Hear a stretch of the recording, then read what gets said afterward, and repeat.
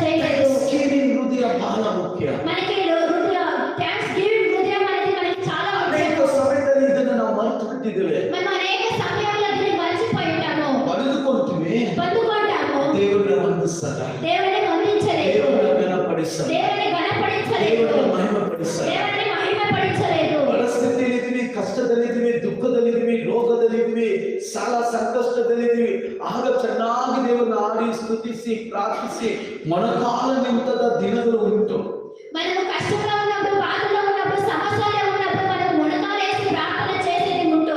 ಈಗ ಸ್ವಲ್ಪ ಆರಾಮಾಯಿತು, ಸ್ವಲ್ಪ ದೇವರು ಆಶೀರ್ವದಿಸಿದ್ರು, ಟೈಮ್ ಊಟ ಸಿಗ್ತದೆ, ಟೈಮ್ ಬೇಕಾದ ಎಲ್ಲವನ್ನು ಬರ್ತಾ ಇದೆ, ಸ್ವಲ್ಪ ಮೈ ಸುಖವಾಯಿತು. ఇప్పుడు దేవుడు మమ్మల్ని ఆశీర్వదించినారు, కొంచెం మనకి ఫ్రీ. దేవుడు మమ్మల్ని ఆశీర్వదించి మమ్మల్ని నిలిపినడానికి మనకు కొంచెం మనకి ఒళ్ళు సోకు.